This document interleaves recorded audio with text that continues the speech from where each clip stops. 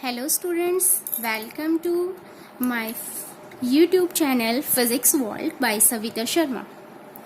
Today we will discuss about the topic capacitance of conductor and capacitor of chapter 2 electric potential and capacitance. Let's start with introduction.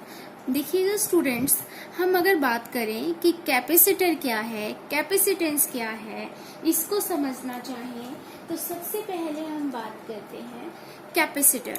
Capacitor जो है वो एक तरह की device है विच store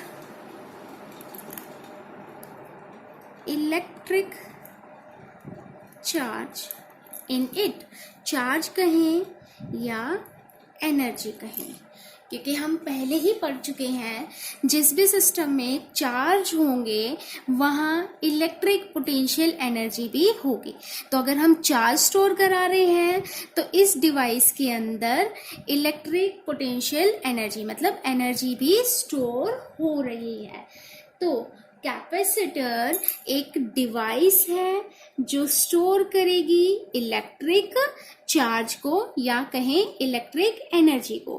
but how much, कितना store करेगी ये चार्ज, कितना कर सकते हैं? क्या कोई भी कैपेसिटर, क्या कोई भी कंडक्टर कितने भी चार्ज को स्टोर कर सकता है? नहीं। हर कंडक्टर या कैपेसिटर कहें, हर कंडक्टर हर कैपेसिटर की अपनी प्रॉपर्टी होगी, अपनी एबिलिटी होगी कि भाई ये कैपेसिटर तो इतना चार्ज स्टोर करेगा और ये वाला कैपेसिटर इतना चार्ज स्टोर करेगा, और उस एबिलिटी को हम कहेंगे कैपेसिटेंस।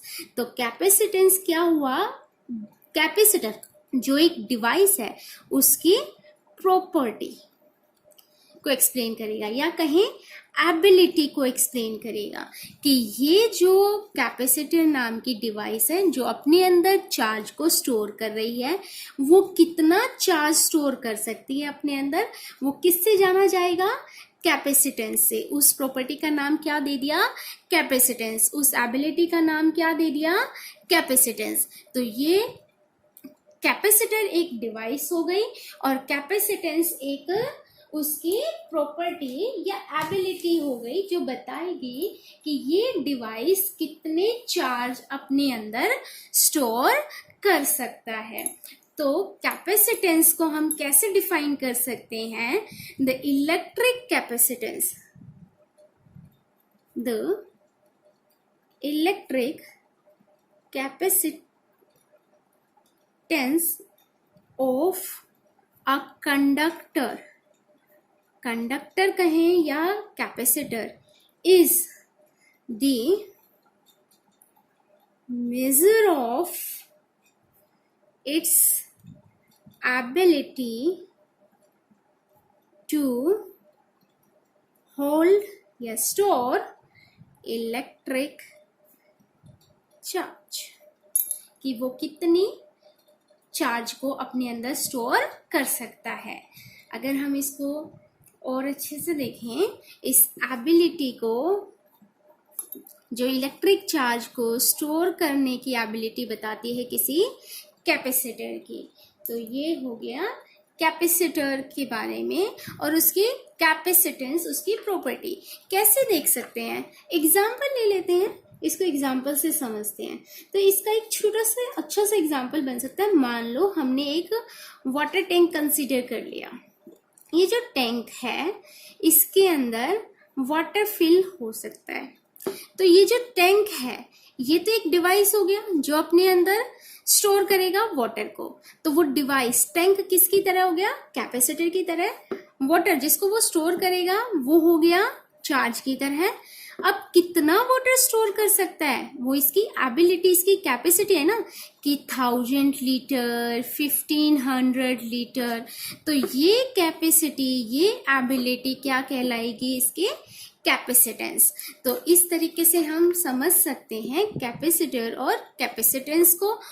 लेकिन हमें जरूरत क्यों पड़ी एनर्जी स्टोर करने की? व्हाई वी स्टोर चार्ज या एनर्जी? मतलब हम सीधा सीधा बात करें, नीड ऑफ कैपेसिटर।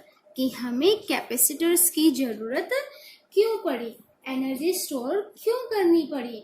तो एनर्जी जो स्टोर करनी पड़ी वो डिपेंड करता है कि पहले हम ये जानें कि ये कैपेसिटर यूज़ कहाँ हो रहा है।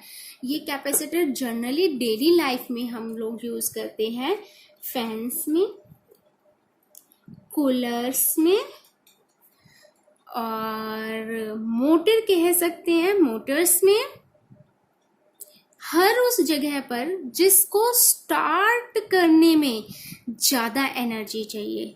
स्टार्ट करने के लिए जो एनर्जी चाहिए वो मैक्सिमम मतलब ज़्यादा चाहिए। कैमरा की अगर बात करें तो कैमरा में DSLR कैमरे की बात कर रहे हैं, जब वो कैमरा फोटो पिक करता है, फोटो को क्लिक करते हैं तो फ्लैश आती है ना, वो जो फ्लैश लाइट आई है वो लाइट किस वजह से आ पाई है, क्योंकि उसके पास क्या है, कैपेसिटर है। क्या हुआ कि जैसे ही क्या किया कि कैपेसिटर लगा हुआ है वहां बैटरी के साथ, बैटरी से उसने क्या ली, एनर्जी को स्टोर करता गया।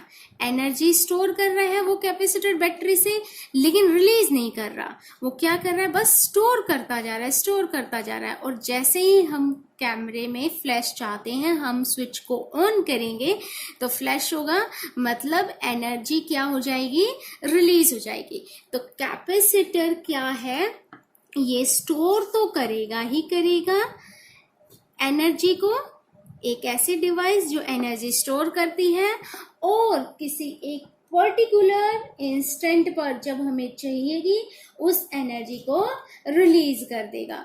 मतलब कि कैपेसिटर एक ऐसी डिवाइस है जो एनर्जी को स्टोर करेगा and release it at a particular instant. ये इसकी प्रॉपर्टी है। अब इसको अगर हम कहें कि एनर्जी स्टोर कराने की जरूरत क्या है, हमारे पास तो बैटरी है, बैटरी भी तो है। बैटरी क्या करती है, बैटरी के पास भी तो एनर्जी है, लेकिन बैटरी और कैपेसिटर में डिफरेंस है। बैटरी क्या करेगी, मान लो हमने बैटरी को किसी सर्किट के अंदर लगा दिया, यहाँ कोई इलेक्ट्रिक अप्लायंस है, तो बैटरी क्या करेगी, जैसे ही वो अपने केमिकल एनर्जी को कन्वर्ट करेगी इलेक्ट्रिक में, तो वो सर्किट में सप्लाई करेगी और करती रहेगी। मतलब वो सर्किट में एनर्जी सप्लाई कॉन्टिन्यूसली करती रहेगी। लेकिन कैपेसिटर क्या करेगा, कैपेसिटर उस एनर्जी को स्टोर करेगा और जैसे ही जब जरूरत होगी तब उसको रिलीज कर देगा। तो कैपेसिटर और बैटरी में यहाँ ये डिफरेंस है। तो इसलिए हमें जब एनर्जी किसी पर्टिकुलर इंस्टेंट पे चाहिए और वो भी ज़्यादा चाहिए तो हम वहाँ पे यूज़ करेंगे कैपेसिटर को। तो अगर हम बात करें कि कैपेसिटर हमने यूज़ कर लिया, कैमरा का इसका एग्जाम्पल ले लिया कि हमें वहाँ यूज़ करेंगे जहाँ हमें energy at a particular instant चाहिएगी। तो हम ये यूज़ कर लिया कैपेसिटर कि पर्टिकुलर इंस्टेंट पर एनर्जी को रिलीज कराने के लिए कैपेसिटर को यूज़ कर बना लिया।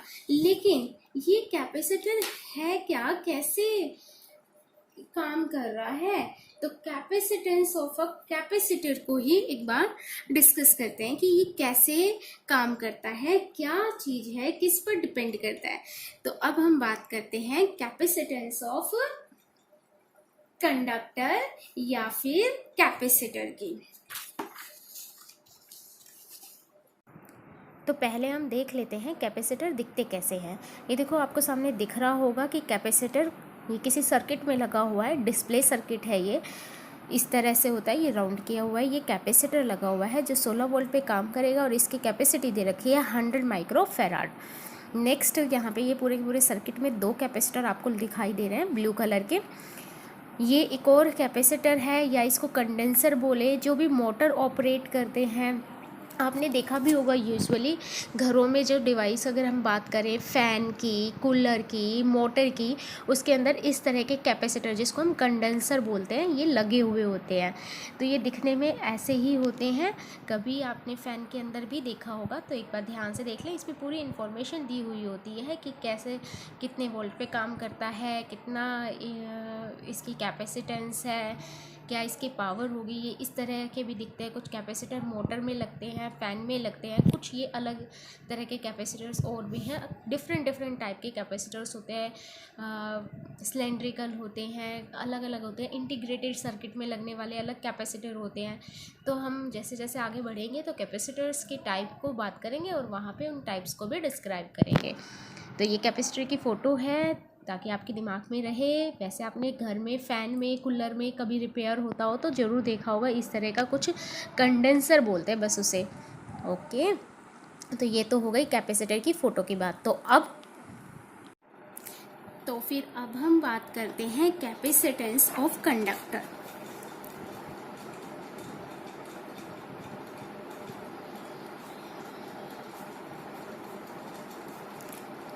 कंडक्टर कहें या फिर कैपेसिटर कहें, बात बराबर है। अब किसी कंडक्टर या कैपेसिटर के कैपेसिटेंस की बात करते हैं, जिसके लिए कंसीडर कर लेते हैं एक स्फेरिकल कंडक्टर जिसका रेडियस r है, और इस स्फेरिकल कंडक्टर पे चार्ज जो है वो हम स्टोर कराते जा रहे हैं। जैसे जैसे हम इस स्फेरिकल कंडक्टर पे चार्ज को बढ़ाएंगे तो उसकी वजह से इसके सरफेस पर पोटेंशियल, इलेक्ट्रिक पोटेंशियल भी इंक्रीज करेगा, क्योंकि हम पढ़ चुके हैं कि इलेक्ट्रिक पोटेंशियल KQ/R पढ़ चुके हैं ना, डायरेक्टली प्रोपोर्शनल होगा Q के। Q बढ़ेगा तो पोटेंशियल भी बढ़ेगा। यहाँ पे अगर प्रोपोर्शनलिटी साइन को हटाएंगे तो एक प्रोपोर्शनलिटी कांस्टेंट आ जाता है जिसको कहते हैं C। C is the proportionality constant और capacitance of the conductor which is equals to Q/V। Q/V, इस C को बोलेंगे कैपेसिटेंस। और इसके अगर हम यूनिट की बात करें तो कितनी यूनिट हो जाएगी, 1 इसकी कूलम चार्ज की तो, और वोल्ट पोटेंशियल की तो कूलम पर वोल्ट, जिसको हम बोलेंगे फैराड, जिसका सिंबल होगा capital F। Symbol of capacitance capital C है, symbol of its unit farad is capital F। तो ये तो हुआ कैपेसिटेंस ऑफ अ कंडक्टर। तो इसको कैसे डिफाइन कर सकते हैं कैपेसिटेंस को, यहाँ से एक और डेफिनेशन लिख सकते हैं, the charge required to increase the potential of a conductor by unit amount। अगर हम मान लो इतना चार्ज दें Q कि वो उसकी पोटेंशियल को, कंडक्टर की पोटेंशियल को 1 वोल्ट से बढ़ा दे, तो जो चार्ज हमने दिए वही क्या होंगे, कैपेसिटेंस ऑफ द कंडक्टर होगा। तो डिफाइन करते हैं, the charge required to increase the potential of the conductor by unit amount। Unit amount से पोटेंशियल को इंक्रीज करते हैं, वो चार्ज ही उसका कैपेसिटेंस होगा। तो C is equals to Q/V। इसके अगर हम यहाँ पे एक छोटा सा काम आप लोगों के लिए है, डायमेंशन फाइंड करना, खुद निकाल के देखना। मैं सिर्फ लिख रही हूँ यहाँ पे M-1, L-2, T4 आएगा 4 और A2। चेक करना कि आपके डायमेंशन जब आप कैलकुलेट करेंगे वो और इसके जो मैंने लिखी है डायमेंशन सेम है कि नहीं। अगर हम बात करें कि C के लिए हमारे पास फॉर्मूला आ गया Q/V, बट ये चीज़ याद रखना कि C जो कैपेसिटेंस है कंडक्टर का, वो ना तो चार्ज पर डिपेंड करता है और ना ही V पोटेंशियल जो इंक्रीज किया है उस पर डिपेंड करता है। ये डिपेंड करता है, depends on first size and shape of the conductor, second nature of surrounding medium, surrounding medium and presence of other conductor, किसी दूसरा कंडक्टर के presence surrounding medium, size and shape पर डिपेंड करता है, क्यू और we पर बिल्कुल भी डिपेंड नहीं करता। ये बिल्कुल वैसे ही है जैसे कि ओम्स लॉ पढ़ा था ना, ओम्स लॉ में आर किसके इक्वल था, R equals to V by I, but R is the property of the conducting wire, wire की प्रॉपर्टी है जो V पर और I पर बिल्कुल भी डिपेंड नहीं करती। हम पोटेंशियल बढ़ाएंगे तो उसमें करंट भी उतना ही इंक्रीज होता जा रहा था सर्किट में। ऐसे ही यहाँ कैपेसिटर के केस में है, अगर हम कंडक्टर पर चार्ज बढ़ाते जाएंगे तो उसका पोटेंशियल भी इंक्रीज करेगा। तो जब दोनों सेम रेशियो में सेम वैल्यू से इंक्रीज करेंगे, सेम मल्टीपल से इंक्रीज या डिक्रीज करेंगे तो Q बाई V हमेशा कैसा आएगा, उस कंडक्टर के लिए कांस्टेंट आएगा। तो ये एक प्रॉपर्टी है कैपेसिटेंस कंडक्टर की जो Q और V पर डिपेंड नहीं करता है। यहाँ पे एक छोटा सा एग्जाम्पल ले लेते हैं, जैसे कि मान लो आपके पास एक कैपेसिटेंस है, कंपेयर करने के लिए कि कौन सा कैपेसिटेंस बेटर है। वो यहाँ पर मान लो 2 कूलम चार्ज पर 1 वोल्ट बढ़ा रहा है, तो उसका कैपेसिटेंस कितना हो जाएगा, 2 फैराड हो जाएगा। एक दूसरा कैपेसिटेंस है जिसका कैपेसिटर है जिसका कैपेसिटेंस C2 है, पहले वाले का C1 मान लिया। इसने चार्ज स्टोर कराए 8 कूलम और वोल्टेज बढ़ा दी 1 वोल्ट, मतलब कि इसका कैपेसिटेंस हुआ 8 फैराड। तो विच वन इज बेटर, 2 या 8 फैराड वाला, क्योंकि 8 फैराड वाला ज्यादा चार्ज स्टोर कर रहा है जब जाकर के 1 वोल्ट पोटेंशियल को चेंज कर रहा है, लेकिन पहले वाला कम चार्ज 2 कूलम चार्ज स्टोर कर रहा है और उस पर 1 वोल्ट पोटेंशियल को स्टोर करा रहा है। तो which one is better, 8 farad is better. तो यहाँ से ये हो गया। अब इसकी यूनिट की बात कर रहे हैं फैराड, और इसको डिफाइन करते हैं कि फैराड को कैसे डिफाइन कर सकते हैं। तो 1 farad can be defined as, कैसे डिफाइन कर सकते हैं, इफ चार्ज की फॉर्म में डिफाइन करेंगे, जो चार्ज हमने इसको दिया। If the addition of a charge of 1 coulomb to the conductor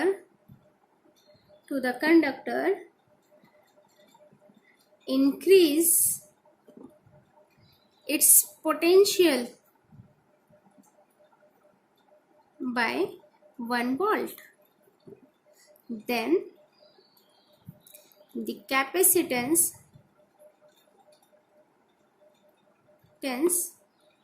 of conductor या कैपेसिटर इज 1 फैराड।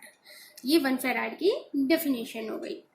अब ये जो हम बात कर रहे हैं C is equals to Q by V, ये हमने बात की शेप, साइज नेचर पे, प्रेजेंस ऑफ अदर कंडक्टर पे डिपेंड करेगा, कि Q और V पर डिपेंड नहीं करता है। और हमने यहाँ पे कहा कि ये Q के डायरेक्टली प्रोपोर्शनल होगा और V के इनवर्सली प्रोपोर्शनल होगा। इस चीज को एक और तरीके से भी देख सकते हैं, देखिएगा, समझिएगा कि मान लो हमारे पास एक कंडक्टर है, यही जो ऊपर माना है, इस पे हम चार्ज बढ़ाते गए, चार्ज बढ़ाते जा रहे हैं तो पोटेंशियल क्या होता जा रहा है, बढ़ता जा रहा है ना, पोटेंशियल बढ़ता जा रहा है। तो अगर मान लो हम किसी क्यू डैश चार्ज को यहाँ पे लाना चाह रहे हैं, जब इसका पोटेंशियल V हो चुका है, बढ़ चुका है, तो जब हम इसको ला रहे हैं तो हमें यहाँ पे वर्क डन करना पड़ेगा क्यू डैश चार्ज को लाने के लिए, और वो वर्क डन होगा potential at the surface of the sphere, जहाँ पे हम लेके आ रहे हैं क्यू डैश चार्ज को, इनटू में क्यू डैश चार्ज।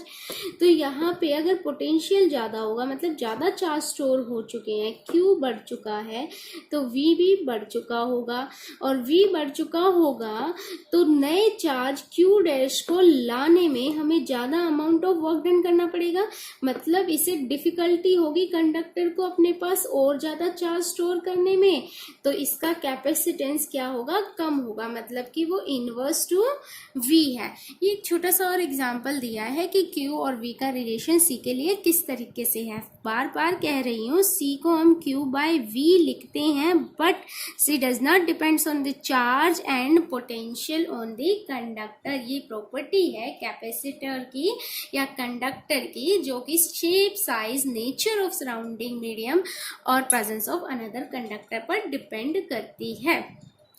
न्यूमेरिकल्स में ये चीज़ें थोड़ी सी ध्यान रखना। एक और चीज़ न्यूमेरिकल में याद रखना, फेराड हमने यूनिट की बात की है, आपको जो न्यूमेरिकल मिलेंगे उसमें लिखा होगा मिली फेराड, तो इसको कन्वर्ट करेंगे 10 की power -3 farad. Micro farad, micro farad को लिखते हैं 10 की पावर -6 फेराड, और लिखा हो सकता है पिको फेराड, तो 10 की power -12 farad.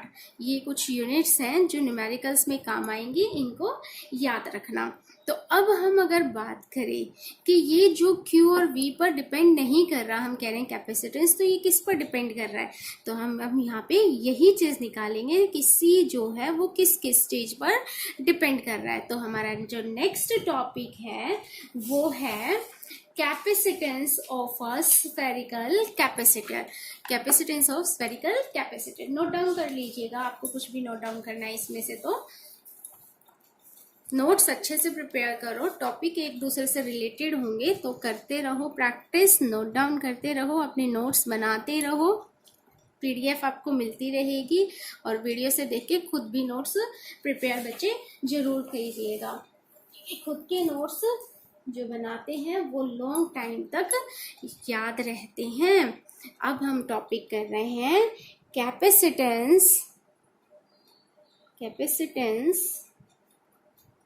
Of spherical capacitor. इसका कैपेसिटेंस निकालेंगे। हमारा पर्पस यहाँ पे ये भी है कि ये बता दें कि Q पर और V पर डिपेंड नहीं कर रहा है। तो हमने क्या किया, एक स्फीयर मान लिया जिसका रेडियस R है, इस पर चार्ज Q स्टोर है, Q चार्ज स्टोर है, रेडियस R है, तो पोटेंशियल कितना हो जाएगा, V हो जाएगा। हम कंसीडर करेंगे कि सारे के सारे चार्ज जो होंगे ये स्फीयर के सेंटर पे हैं, तो पोटेंशियल एट दी सरफेस पर potential V equals to KQ by R, वह K is equals to 1/4 pi epsilon naught. तो यहाँ पे V आ गया। अब V आया तो हमें पता है कैपेसिटेंस को हम कैसे लिख रहे हैं, Q बाय V। तो capacitance of this spherical conductor कितना हो जाएगा, Q।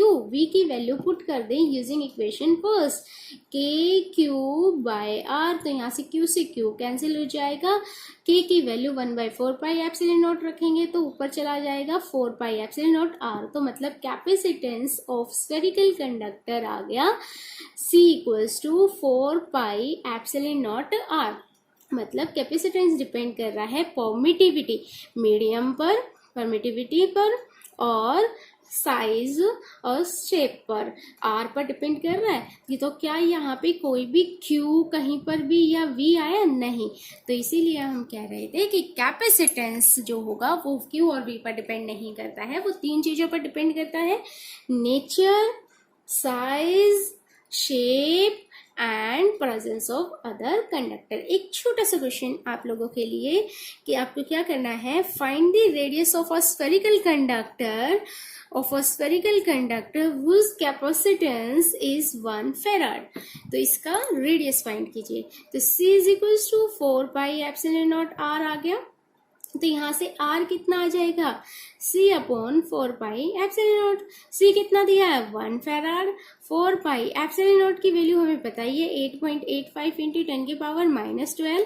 जब हम इसको सॉल्व करेंगे, आप सॉल्व कीजिएगा, बताइए, 9 इंटू 10 की power 9 metre, which is very very greater than the radius of Earth. Radius of Earth कितनी होती है? 6.4 इंटू 10⁻6 मीटर, और ये कितना आया है? 9 into 10⁻9 metre. So large radius, मतलब 1 फैराड कैपेसिटर का कैपेसिटर अगर हमें बनाना है तो अर्थ से भी बड़े साइज का हमें स्फेरिकल कंडक्टर लेना पड़ेगा, जो कि इम्पॉसिबल होगा।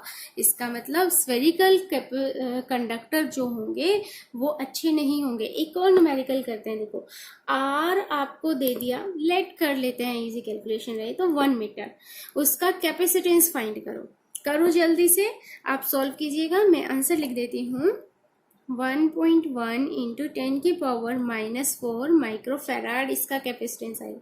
मतलब अगर हम 1 मीटर का स्फीयर लें तो उसका कैपेसिटेंस इतना छोटा सा आएगा, 10⁻⁻4 माइक्रो में। इसका मतलब बहुत छोटा कैपेसिटेंस है, बहुत छोटा कैपेसिटेंस है। तो मतलब स्फेरिकल कैपेसिटर जो है वो एफिशिएंट नहीं है, वो सही से नहीं कर सकते। तो एक रीजन तो ये हो गया कि हमें अगर थोड़ा भी इसके लिए थोड़ा सा भी अगर कैपेसिटेंस बढ़ाना है तो हमें बहुत बड़ा साइज लेना पड़ेगा स्फीयर का। दूसरा पॉइंट क्या होगा कि हम स्फेरिकल कैपेसिटर को प्रेफर क्यों नहीं करते, इसका एक और कारण है। इसका कारण क्या है कि कोरोना डिस्चार्ज बोलते हैं इस वाली बात को, जो मैं अभी आपको बताऊंगी। यहाँ पे क्या हुआ कि हमने एक स्फेरिकल कंडक्टर ले लिया जिस पर चार्ज डिस्ट्रीब्यूटेड है यूनिफॉर्मली, और क्यू चार्ज है। अब क्यू चार्ज है तो इलेक्ट्रिक फील्ड भी है इसके चारों तरफ, बिल्कुल है, इसके चारों तरफ इलेक्ट्रिक फील्ड भी है। अब चार्ज क्यू है और चार्ज बढ़ाते जा रहे हैं तो पोटेंशियल भी तो बढ़ता जा रहा है। पोटेंशियल बढ़ता जा रहा है तो electric field around the sphere भी बढ़ती जा रही है। इलेक्ट्रिक फील्ड बढ़ने के कारण से क्या होगा कि आसपास जो एयर है ना वो आयनाइज्ड हो जाएगी। एयर मॉलिक्यूल कैसे हो जाएंगे? पोलराइज हो जाएंगे। उसके नेगेटिव चार्ज स्फीयर की तरफ अट्रैक्ट हो जाएंगे और पॉजिटिव चार्ज रिपेल हो जाएंगे, स्फीयर से दूर चले जाएंगे, वो पोलराइजेशन कर लेंगे, पोलर फॉर्म बना लेंगे। और अगर और ज्यादा इलेक्ट्रिक फील्ड स्ट्रांग होती चली गई तो ये नेगेटिव चार्ज जो होंगे, ये positive charge in negative charge को अपनी तरफ अट्रैक्ट कर लेंगे। और जैसे ही मान लो समझते हैं कि ये नेगेटिव चार्ज यहाँ आ गए स्फीयर के पास, तो मान लो 3 नेगेटिव चार्ज आए तो ये 3 पॉजिटिव चार्ज को क्या कर लेंगे? न्यूट्रल कर देंगे। हम तो क्या चाह रहे हैं कि इस स्फीयर पे इन्फिनिटी से चार्ज लेकर के आ रहे हैं कि इस पे चार्ज स्टोर हो, लेकिन जिसकी वजह से क्या हो रहा है? चार्ज बढ़ने की वजह से पोटेंशियल बढ़ रहा है, पोटेंशियल बढ़ने की वजह से इलेक्ट्रिक फील्ड बढ़ रही है, इलेक्ट्रिक फील्ड बढ़ने की वजह से एयर जो है वो आयनाइज्ड हो रही है। और एयर जब आयनाइज्ड हो रही है तो वो जो चार्ज हम लेके आ रहे थे उनको क्या कर रही है? न्यूट्रल कर रही है। मतलब चार्ज तो बढ़ ही नहीं रहे, पॉजिटिव नेगेटिव मिलके वापस से कम हो गए। तो यहाँ पे क्या हुआ? कैपेसिटेंस तो हम इसका इंक्रीज कर ही नहीं पा रहे जो करना चाहते हैं। तो यहाँ पर हम ये कह सकते हैं स्फेरिकल कंडक्टर से कैपेसिटर बनाना डिफिकल्ट है, एफिशिएंटली वो वर्क नहीं करेगा, उसका कैपेसिटेंस हम इंक्रीज नहीं कर सकते। तो इसके लिए हम क्या करेंगे? पैरेलल प्लेट कैपेसिटर लेंगे जिससे कि हम कैपेसिटेंस को इंक्रीज करा सकते हैं कंडक्टर की। अभी इस वीडियो को हम यहीं पे ख़त्म कर रहे हैं। नेक्स्ट वीडियो में टॉपिक बहुत इंपॉर्टेंट है, पूरा का पूरा पैरेलल प्लेट कैपेसिटर जो है वो हम कंप्लीट कर लेंगे। तो उससे पहले ये कंसेप्ट जो है इसको यहाँ तक अच्छे से रिवाइज कर लो और कंप्लीट कर लो। नेक्स्ट वीडियो में मिलते हैं पैरेलल प्लेट कैपेसिटर के साथ। Thank you.